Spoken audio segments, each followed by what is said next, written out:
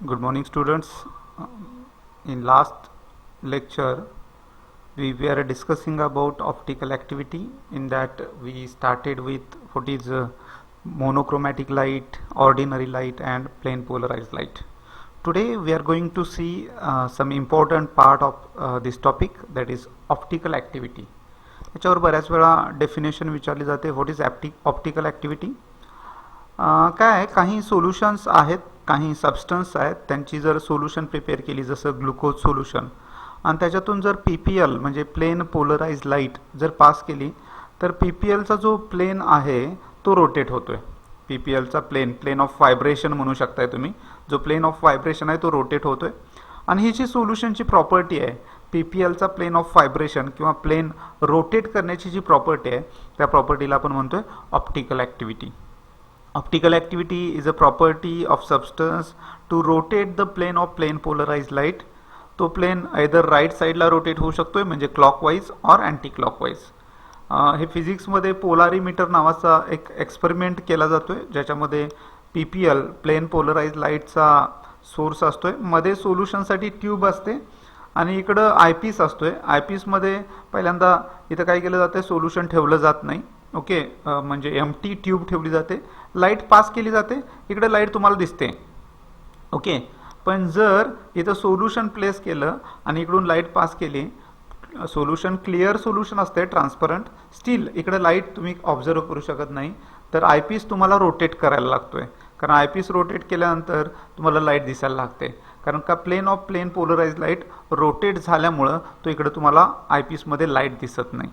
याचा अर्थ हे सोल्युशन PPLचा प्लेनला काय करतंय, रोटेट करतंय. आणि ही जी सोल्युशन आहेत किंवा ही जी प्रॉपर्टी आहे सोल्युशनची त्या प्रॉपर्टीला आपण म्हणतोय ऑप्टिकल ॲक्टिव्हिटी. सो जर डेफिनेशन विचारली ऑप्टिकल ॲक्टिव्हिटी तर काय बोलणार आहे तुम्ही, the property of substance to rotate the plane of plane polarise light towards right or towards left is called as optical activity. This diagram indicates optical activity of the solution. Glucose solution is placed in the over here, okay, and PPL plane polarized light is passed through the solution, and you can see the change in plane of plane polarized light. Okay, so this property of the solution is known as optical activity. Okay, and the substance which can rotate the light plane of plane polarized light is known as optically active substance. म्हणजे इथं जो substance आहे glucose त्याला तुम्ही काय म्हणणार आहे, optically active substance म्हणणार आहे. का, कारण का हा सबस्टन्स PPLच्या प्लेनला रोटेट करतोय. जर इथे NaCl सोल्युशन ठेवलं, PPLचा प्लेन रोटेट होत नाही, मग त्याला तुम्ही काय म्हणणार, optically inactive. The substance which can rotate the plane of plane polarized light is known as optically active substance, and the substance which cannot rotate the plane of plane polarized light is known as optically inactive substance. लक्षात येते का, optical activity म्हणजे simple गोष्ट आहे. PPLचा plain rotate करण्याची जी property आहे त्या प्रॉपर्टीला आपण म्हणतोय ऑप्टिकल ॲक्टिव्हिटी. आणि जो सबस्टन्स PPLचा प्लेन रोटेट करतोय त्या सबस्टन्सला, जसं इथं ग्लुकोजनं PPLचा प्लेन रोटेट केला आहे तर ग्लुकोजला तुम्ही म्हणणार आहे optically active substance. Okay, example optical active सबस्टन्सची ग्लुकोज आहे, लॅक्टिक ॲसिड आहे, 2-क्लोरोब्युटेन आहे. रिझन आहे हे सबस्टन्सच का ऑप्टिकली ॲक्टिव्ह आहेत ते रिझन आपण बघणार आहे. Okay, only glucose, lactic acid and 2-क्लोरोब्युटेन are optically active. There are many substances, but I have taken some example. Only these substances, why they are optically active. Okay, these things we are going to see in this lecture also. Okay, but you just have to remember this example as a optical active substance. They are known as optically active substance because they can rotate the plane of plane polarized light. Okay, हे आहे lactic ॲसिडचं example, हे आहे 2-क्लोरोब्युटेन, हे त्यांची structure आहेत. आणि हे जे एक्झाम्पल आहेत ती कशाचे आहेत, ऑप्टिकली ॲक्टिव्ह सबस्टन्सचे आहेत. कारण हे सबस्टन्सची जर सोल्युशन आपण यूज केले तर this solution can rotate the plane of plane polarized light. Therefore these substances are known as optically active substances. Okay, चलो डेक्स्ट्रो रोटेटरी सबस्टन्स, मी तुम्हाला बोललो की सबस्टन्स आयदर राईट साईडला प्लेन रोटेट करेल किंवा लेफ्ट साईडला. जो सबस्टन्स राईट साईडला plane of plane polarise light rotate करतोय त्याला आपण म्हणतोय dextro rotatory. And optically active substance or isomer which rotate the plane of plane polarise light to right hand side. Right hand side म्हणजे clockwise. जो substance right hand साईडला rotation करतोय पीपीएलच्या प्लेनचं, that substance is known as dextro rotatory. कारण डेक्स्ट्रोचं meaning आहे right, डेक्स्ट्रोचं मिनिंग आहे right. It is denoted by D, it is denoted by D. Example, lactic ॲसिडचा एक आयसोमर आहे. आयसोमर म्हणजे तुम्हाला माहिती आहे स्ट्रक्चरल फॉर्म्युला त्याचा डिफरंट असणार आहे. ओके, तो जर पीपीएलचा प्लेन राईट साईडला रोटेट करत असेल तर मी त्याला लिहिताना लॅक्टिक ॲसिडच्या समोर डी लिहिणार, डी लॅक्टिक ॲसिड. याचा अर्थ हा वर्ड असा लिहिला असेल तर तुमच्या लक्षात यायला पाहिजे की हा सबस्टन्स जो आहे तो पीपीएलचा प्लेन राईट साईडला रोटेट करतोय. इथं मी एल लॅक्टिक ॲसिड लिहिला असतं तर तो वेगळा झाला असता. इथं मी डी लिहिलंय, डीचं मिनिंग आहे डेक्स्ट्रो, आणि डेक्स्ट्रो म्हणजे राईट साईडला रोटेट करतोय plane of plane polarise light.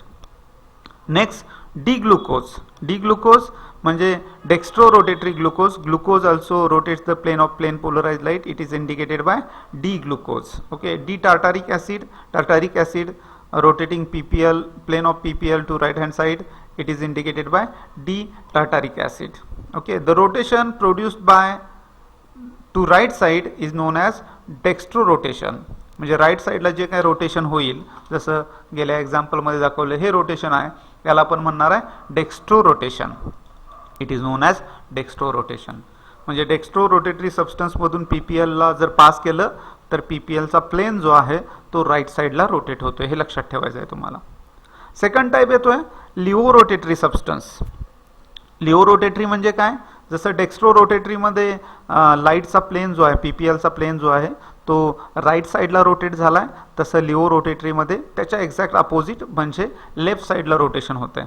An optically active substance which can rotate plane of plane polarized light to left hand side.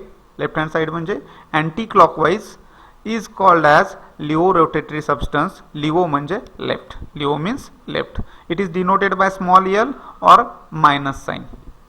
It is denoted by small l or minus sign. जसं D ला plus साइनचा use करतात, म्हणजे lactic ॲसिडच्या समोर plus लिहिला तरी चालेल, D लिहिला तरी चालेल. डी चा अर्थ आहे डेक्स्ट्रो आणि एल चा अर्थ आहे लिओ. लिओ म्हणजे rotation of light takes place towards left hand side और अँटी क्लॉकवाईज. लक्षात आलं. Example, L lactic acid, L glucose, L tartaric acid, these are examples of laevo rotatory and dextro rotatory substances. The rotation produced due to Leo rotatory substance is known as Leo rotation. म्हणजे left hand साईडला जे काय rotation होतंय पीपीएलचा, PPL लाईटचा plain left hand साईडला जो काय rotation होतोय त्या रोटेशनला आपण म्हणणार आहे Leo rotation. Okay.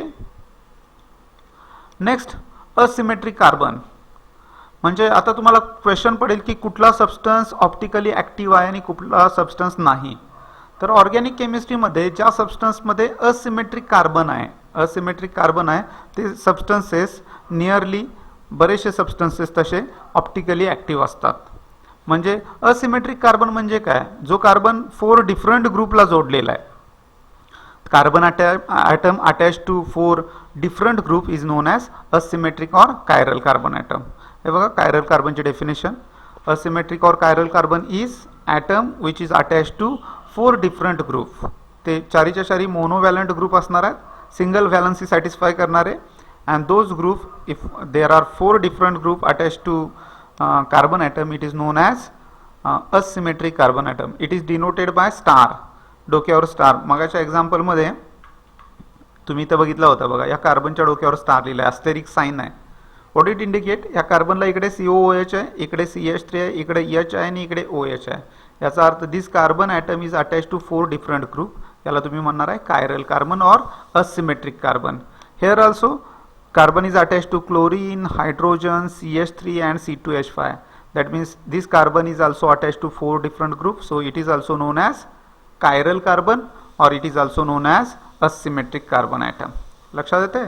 So asymmetric carbon ॲटमची डेफिनेशन काय, असिमेट्रिक और chiral carbon atom may be defined as carbon atom to which 4 different monovalent atom or group are attached. It is denoted by star or asterisk. Okay, star डोक्यावर लिहिलं जाते on it. आता इथे बघा, इथे हे स्ट्रक्चर आहे, कशाचं स्ट्रक्चर आहे, 2 ब्रोमोब्युटेनचं. या कार्बनला 3 हायड्रोजन आहेत कारण CH3 आहे, म्हणजे तिन्हीच्या तिन्ही हायड्रोजन सेम असणार. या कार्बनला 2 हायड्रोजन आहेत. ओके, सो याला कायरल म्हणू शकत नाही. चारीच्या चारी ग्रुप वेगळे पाहिजेत. आता या कार्बनकडे आलात, याला हायड्रोजन आहे, ब्रोमीन आहे, हायड्रोजन आहे आणि ब्रोमीन आहे, पुढे CH3 आहे आणि मागे CH2 आहे. म्हणजे CH2 CH3 Br and H 4 different groups are there. इथं पण म्हणजे हे स्ट्रक्चर असं दाखवलंय बघा, C आहे, H आहे, CH3 आहे, Br आहे आणि CH2 आहे. So this carbon is known as chiral carbon. ज्या सबस्टन्समध्ये कायरल कार्बन आहे ते सबस्टन्स नॉर्मली ऑप्टिकली ॲक्टिव्ह असतात. नॉर्मली काय असतात, ऑप्टिकली ॲक्टिव्ह असतात. त्यामुळे ऑप्टिकली ॲक्टिव्ह कंपाऊंड बऱ्याच वेळा विचारला जातोय क्वेश्चन की फॉलोविंग कंपाऊंडमधून ऑप्टिकल ॲक्टिव्ह कंपाऊंड ओळखा. Okay, find out the optical active compound, identify the optical active compound from given compound. तर दिलेल्या कंपाऊंडमध्ये कायरल कार्बन आहे की नाही ते शोधायला लागेल आपल्याला. कायरल कार्बन म्हणजे असा कार्बन, त्याच्यामध्ये 3-4 कार्बन असतील तर त्यातला एक कार्बन असा पाहिजे 4च्या 4 त्याला अटॅच झालेले ग्रुप जे आहेत ते वेगळे असायला पाहिजेत. If it is so then it is known as chiral carbon. And chiral carbon असलेले कंपाऊंड ऑप्टिकली ॲक्टिव्ह असतात. लक्षात राहील. So to be optically active organic compound must contain chiral carbon, you can say. Optical isomer. Optical isomer म्हणजे काय, तर 2 आयसोमर आहेत समजा या ब्रोमोब्युटेनचे, ते एकमेकाची मिरर इमेज आहेत, आणि एक कंपाऊंड त्यातला राईट साईडला रोटेशन करतोय PPLच्या प्लेनचे आणि एक कंपाऊंड लेफ्ट साईडला रोटेशन करतोय. तर ते जे 2 आयसोमर आहेत त्या आयसोमरना आपण म्हणतोय ऑप्टिकल आयसोमर. त्यांना काय म्हणतोय आपण, optical isomer, or it is also known as optical antipodes. The organic compound having same molecular structure formula but they differ in their action on plane polarized light are called as optical isomer. म्हणजे त्यांचे action बरोबर opposite असते. जसं मी म्हटलं D lactic acid आणि L lactic acid. D lactic acid काय आहे, dextro rotatory आहे. L लॅक्टिक ॲसिड काय आहे, लिओ रोटेटरी आहे. डेक्स्ट्रो रोटेटरी आहे तरी फॉर्म्युला सेम असणार, लिओ रोटेटरी आहे तसा फॉर्म्युला काय असणार आहे, मोलिक्युलर फॉर्म्युला दोघांचा सेम असणार आहे. But their action is different towards PPL वर जी होणारी ॲक्शन आहे ती डिफरंट आहे म्हणजे काय, रोटेशन जे आहे ते आयदर पॉझिटिव्ह म्हणजे राईट हँड साईडला असते किंवा निगेटिव्ह म्हणजे लेफ्ट हँड साईडला रोटेशन होत आहे. In that case they are known as D and L isomer are known as optical isomers. D and L isomer are known as optical isomer. They have same physical and chemical property. त्यांच्या physical chemical property same असतात, फक्त त्यांचा जो rotation असतोय तो either plus किंवा minus असतोय. आणि ऑप्टिकल आयसोमर किती आहेत एखाद्या कंपाऊंडला ते शोधायचं झाले तर फॉर्म्युला आहे A = 2n. म्हणजे एखादा कंपाऊंड दिलाय आणि तुम्हाला क्वेश्चन विचारला, तुम्हाला स्ट्रक्चर कोण विचारणार नाही पण एक क्वेश्चन विचारला की या कंपाऊंडसाठी ऑप्टिकल आयसोमर किती आहेत, तर त्याचा फॉर्म्युला आहे A = 2n. A म्हणजे ऑप्टिकल आयसोमर आणि n म्हणजे त्याच्यामध्ये असलेले कायरल कार्बन. n मीन्स काय, त्याच्यामध्ये किती कायरल कार्बन आहेत. Okay, for example sec butyl chloride. हा सेक ब्युटिल क्लोराईड आहे, हा कायरल आहे का, तुम्ही म्हणणार बिलकुल नाही, कारण C ला H 3 आहेत, त्यामुळे तिन्हीच्या तिन्ही हायड्रोजन आहेत, त्यामुळे याला 3 वेगळे ग्रुप नाही आहेत. इथं इकडे वेगळा आहे, इकडे वेगळा आहे, इकडे वेगळा आहे. इथं काय असणार, CH2 आणि CH3. CH2 आहे म्हणजे 2 हायड्रोजन आले आणि CH3 आहे म्हणजे 3 हायड्रोजन आले, म्हणजे तिन्हीच्या तिन्ही हायड्रोजन सेम, दोन्हीच्या दोन्ही हायड्रोजन सेम. सो हे 2 कार्बन पण काय असणार नाहीत, कायरल असणार नाहीत. पण हा कायरल आहे, याच्यामध्ये किती कायरल कार्बन आहे, 1. मग याचा फॉर्म्युला काय होणार ऑप्टिकल आयसोमरचा, A = 2:1, कारण कायरल कार्बन 1 आहे ना. सो A = 2:1, 2:1 म्हणजे 2. याचा अर्थ याला ऑप्टिकल आयसोमर 2 असणार आहेत. इथं पण कायरल कार्बन एकच आहे म्हणजे A = 2:1 येणार. हा फॉर्म्युला आहे ग्लुकोजचा. ग्लुकोजमध्ये CHO टॉपला आहे, CH2OH बॉटमला आहे आणि मध्ये आहे COH आणि H. असे 4 ग्रुप आहेत आणि या चारीच्या चारी ग्रुपला वेगळे वेगळे 4 ॲटम आहेत. याचा अर्थ कायरल कार्बन काय आहे, 4 असणार आहेत. कायरल कार्बनची संख्या किती असणार, 4. त्यामुळं ग्लुकोजसाठी ऑप्टिकल आयसोमरची संख्या असणार आहे 2:4. ग्लुकोजसाठी ऑप्टिकल आयसोमरची काउंट काय असणार आहे, 2:4. 2:4 म्हणजे 16 असणार आहे. 2⁴ किती असणार आहे 16. हे लक्षात येते का बघा. ऑप्टिकल आयसोमर कसे कॅल्क्युलेट करायचे, फॉर्म्युला आहे 2n. A is equal to 2n. 2n where n is number of chiral carbon. where n is number of chiral carbon. Definition काय ऑप्टिकल आयसोमरची, the organic compound having same molecular and structural formula but they differ in their action on plane polarized light are called as optical isomer. Okay, each of each other and phenomena is known as optical isomerism. म्हणजे हा जो phenomena आहे त्याला आपण काय म्हणतोय, optical isomerism. Optical isomer they have similar physical and chemical properties. They have similar physical and chemical property. The number of optical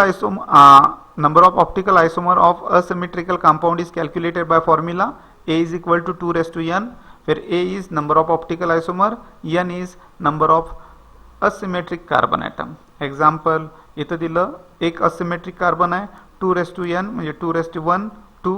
इथं एकच asymmetric कार्बन आहे 2:1 2. इथं 4 asymmetric कार्बन आहेत, इथं 4 asymmetric कार्बन आहेत, तर 2:4 म्हणजे 16 येणार. इनॅन्शिओमर. ओके, इनॅन्शिओमर म्हणजे ऑप्टिकल अँटीपोड्स म्हणजे इनॅन्शिओमॉर्फ्स. यांची डेफिनेशन काय आहे बघा. तर इथं बघू आपण पहिला. हे बघा, हे दोघे एकमेकाचे मिरर इमेज आहेत. म्हणजे हा कंपाऊंड जो आहे, हा कंपाऊंड आणि हा कंपाऊंड, हा इथं समजा मिरर असेल तर हा कंपाऊंड मिररमध्ये असा दिसेल. म्हणजे these are mirror image of each other. इथं पण तसंच आहे, हा मिरर आहे कन्सिडर करा. हा कंपाऊंड इथं प्लेस केला आहे तर त्याची मिरर इमेज इथं दिसणार. डोकं आहे तसं, पाय आहे तसा. इथे जो आहे ना, इथे लेफ्टचा राईट होईल, राईटचा लेफ्ट होईल. म्हणजे इथं काय होता, राईटला होता तो इथं लेफ्टला दिसेल, इथं लेफ्टला होता तो इथं राईटला दिसेल. So these are mirror images of each other. याला तुम्ही कट केला आणि याच्यावर ठेवलात तर तो मॅच होणार नाही, कारण CL इथं H वर येईल, H CL वर येईल. बरोबर आहे, मॅच होणार नाही. म्हणजे याला non super imposable mirror image म्हणायचं. याला म्हणायचं non super imposable mirror image. हा जर स्ट्रक्चर असं असेल तर हा PPL ची प्लेन काय करणार, राईट साईडला रोटेट करणार. आणि हा जो आहे स्ट्रक्चर असा असेल तर PPL चा प्लेन काय करणार, लेफ्ट साईडला रोटेट करणार. म्हणजे हा काय असणार आहे, D आयसोमर, आणि हा काय असणार आहे, L आयसोमर. इथं पण सेम. हा जर PPL ला राईट साईडला रोटेट करत असेल तर हा काय करणार आहे, लेफ्ट साईडला रोटेशन दाखवेल. तर त्यामुळं त्याला तुम्ही म्हणणार आहे non super imposable mirror image of each other. Okay, तर इथं डेफिनेशन बघा इनॉन्शिमर्सची. The different optical active forms of same compound which are non super imposable object or mirror image of each other rotating the plane of plane polarized light through same angle but in opposite direction. म्हणजे जे compound एकमेकाच्या mirror images आहेत ते optically active आहेत, different form आहेत, कारण एक जो आहे तो रोटेशन लेफ्ट साईडला करतोय आणि दुसरा जो आहे तो रोटेशन राईट साईडला करतोय. अशा ज्या मिरर इमेजेस आहेत ते जे कंपाऊंड आहेत त्या कंपाऊंड्सना आपण म्हणतोय ऑप्टिकल आयसोमर्स, ऑप्टिकल अँटीपोड्स, इनॅन्शिओमर्स. त्यांना काय म्हटलं जातं, इनॅन्शिओमर्स. त्यांचं रोटेशन जे आहे ते, हे बघा, इनॅन्शिओनचा अर्थ आहे अपोजिट. म्हणजे अपोजिटचा अर्थ कळतोय. जर एक त्यातला आयसोमर म्हणजे इथं एक्झाम्पलमध्ये दाखवलं होतं तसं, हा जर रोटेशन राईट साईडला करत असेल तर हा रोटेशन काय करणार आहे, लेफ्ट साईडला. These are mirror images of each other and if this is rotating plane of plane polarized light to right side, then this will be rotating PPL to left side. Okay, this is known as D2-chlorobutane, this is known as L2-chlorobutane, this is known as D-lactic acid, this is known as L-lactic acid. याच्यामध्ये शक्यतो कसं असते, कार्बनची chain आपण सरळ दाखवतोय, carbon carbon carbon एका line मध्ये, आणि इलेक्ट्रोनिगेटिव्ह ग्रुप जसं chlorine, oxygen, nitrogen, chlorine, oxygen, nitrogen जे आहेत ते राईट साईडला लिहिले की त्याला D फॉर्म म्हणायचं आणि लेफ्ट साईडला लिहिलं की L फॉर्म. त्यामुळे एक गोष्ट लक्षात ठेवा, D फॉर्म लिहिताना जे इलेक्ट्रोनिगेटिव्ह ॲटम किंवा ग्रुप आहेत ते राईट साईडला लिहिले जातात. लिहिताना कार्बनची चेन सरळ लिहिली जाते बॉटमकडून टॉपकडे. ओके, आणि जे राहिलेले ग्रुप आहेत त्याच्यामध्ये इलेक्ट्रोनिगेटिव्ह ग्रुप जो आहे इथं OH आहे, इथं क्लोरीन आहे, तर OH जर लेफ्ट साईडला लिहिला असता तर L फॉर्म आणि राईट साईडला लिहिला की D फॉर्म. हे लक्षात राहील का.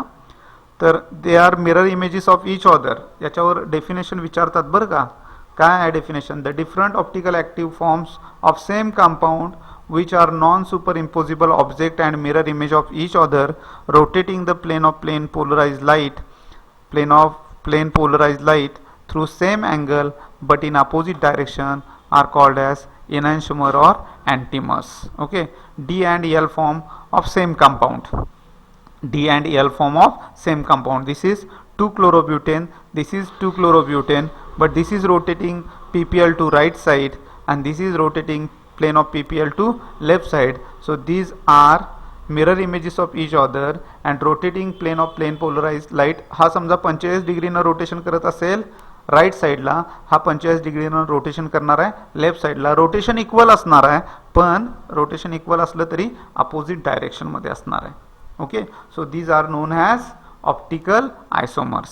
ओके, जर तुम्हाला कायरॅलिटी समजून घ्यायची झाली तर हा हँड आहे, त्याची मिरर इमेज अशी दिसणार आहे. हा हँड याच्यावर उचलून ठेवला तर एकमेकाला मॅच होणार नाही, कारण का हा जो आहे थंब तो इकडे काय होणार आहे, स्मॉल फिंगरवर येणार आहे, बरोबर आहे.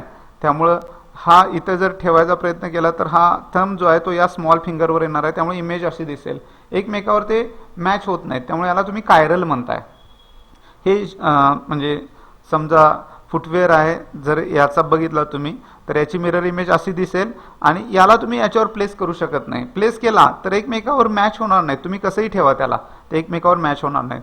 पण हे दोन ग्लास आहेत, तुम्ही जर प्लेस केलात तर एकमेकामध्ये ते बसू शकतात. ओके, म्हणजे याला तुम्ही सिमेट्रिकल म्हणाल, याला तुम्ही काय म्हणताय, अनसिमेट्रिकल. तसं चेअर सुद्धा, चेअर तुम्ही बऱ्याच वेळा बघितलाय, एक चेअर दुसऱ्या चेअरमध्ये बसते, बरोबर आहे. तर हे जे आहे ना, आणि ते सिमेट्रिकल असतात, म्हणजे ही इमेज आणि वरची इमेज सेमच दिसणार तुम्हाला. हा ग्लास आणि वरचा ग्लास काय दिसणार, सेम. पण यांना एकमेकावर ठेवलात तर ते दोघे एकमेकाला सेम दिसणार नाहीत. त्यामुळे यांना तुम्ही म्हणणार कायरल आणि याला तुम्ही म्हणणार अकायरल. याला तुम्ही म्हणणार असिमेट्रिक, याला तुम्ही काय म्हणणार आहे, सिमेट्रिक. ही इमेज तसंच आहे, ही उचलून याच्यावर इमेज ठेवली तर एकमेकावर मॅच होणार नाही आहे. सो हे एकमेकाचे काय, non super imposable mirror image आहेत. Non super imposable mirror images हे जे आहेत ते सुपर इम्पोजिबल आहेत. ओके, लक्षात आहे. कंपाऊंड रिप्रेझेंट करायचे झाले तर कसे रिप्रेझेंट केले जातात, representation of configuration of molecule. कंपाऊंडना रिप्रेझेंट करायचं आहे तर त्यासाठी दोन फॉर्म्युला आहे. एक आहे फिशर प्रोजेक्शन फॉर्म्युला, ज्याच्यामध्ये कंपाऊंड जो आहे त्याचे कार्बन जे आहेत ते एका लाईनवर लिहिले जातात, जिथं क्रॉस होतोय तिथं कार्बन असणार आहे. ओके, आणि जे बॉन्ड प्लेनमध्ये आहेत तर ते प्लेनमध्ये बॉन्ड आहेत ते काय केले जातात, आडव्या लाईननं, होरिझॉन्टल लाईननं दाखवले जातात. अबो प्लेन आहेत ते, आणि व्हर्टिकल लाईन बिलो प्लेनचे बॉन्ड दाखवते. समजा जर हे दाखवायचं झालं तर इथं तुम्हाला सॉलिड वेज दाखवले बघा. ओके, तर हे जे आहेत ते अबो प्लेन आहेत आणि हे डॉटेड दाखवलेत ते बिलो प्लेन आहेत. Okay, so this type of representation is known as Fischer projection formula. इथं कार्बन आहे सेंटरला, याच्यामध्ये कार्बनला जिथं क्रॉस फॉर्म्युला आहे म्हणजे क्रॉस झालं आहे तिथं काय असणार आहे, कार्बन असणार आहे. आणि 4 ॲटम जे आहेत ते असे दाखवलेले आहेत. चारीच्या चारी वेगळे ॲटम आहेत, कारण का हा कायरल कार्बन आहे. कसला कार्बन आहे, कायरल कार्बन. सेंटरला कार्बन जो आहे तो कायरल आहे, कारण का chiral carbon is attach to 4 different atom or groups. इथं BRI, CLI, H आणि आयोडीन आहे. So this is chiral carbon. Bond coming out of the plane, above plane indicated horizontally, below plane indicated vertically, किंवा अशा पद्धतीनं represent करतोय. हा convenient आहे आपल्यासाठी. ओके, व्हर्टिकल लाईन ज्या आहेत त्या आपण दाखवल्यात डॉटेड, आणि हॉरिझॉन्टल ज्या आहेत त्या तुम्ही म्हणजे कसं दाखवलंय बघा, सॉलिड वेजनं दाखवलाय. Okay, so this indicate bonds above plane and this indicate bonds below plane. Wedge formula एक आहे. वेज फॉर्म्युला बऱ्याच वेळा यूज केला जातोय. व्हॉट इज वेज फॉर्म्युला, तर त्याच्यामध्ये आता टेट्राहायड्रल कार्बन जो आहे तो टेट्राहायड्रल आहे, त्यामुळे 2 बॉन्ड प्लेनमध्ये येतात, 2 बॉन्ड प्लेनमध्ये येतात, ते सिंगल लाईननं ते दाखवले जातात इन प्लेन. आणि एक बॉन्ड प्लेनच्या मागे जातोय तो बिलो प्लेन जाणार आहे, तो ब्रोकन लाईन यूज केली जाते. आणि एक बॉन्ड जो आहे तो प्लेनच्या वरती येतोय. म्हणजे हा जर कम्प्युटर बघितला तर कम्प्युटरच्या स्क्रीनमध्ये हे 2 बॉन्ड आहेत. हा जो बॉन्ड आहे तो स्क्रीनच्या मागे चाललाय आणि हा बॉन्ड जो आहे तो स्क्रीनच्या पुढे म्हणजे माझ्याकडे यायला लागलाय किंवा तुमच्याकडे यायला लागलाय. तर हा बॉन्ड जो आहे तो सॉलिड दाखवलाय, हा ब्रोकन दाखवलाय, आणि स्क्रीनमध्ये जे आहेत ते तुम्हाला दिसत आहेत सिंगल लाईननं. आणि हा जो फॉर्म्युला आहे याला आपण म्हणतोय wedge formula. when tetrahedral carbon is imagined to be presented in plane मध्ये दाखवायचं झालं, टेट्राहेड्रल स्ट्रक्चर हे 3 डायमेन्शनल आहे ना. टेट्राहेड्रल स्ट्रक्चर कसं आहे, 3 डायमेन्शनल आहे.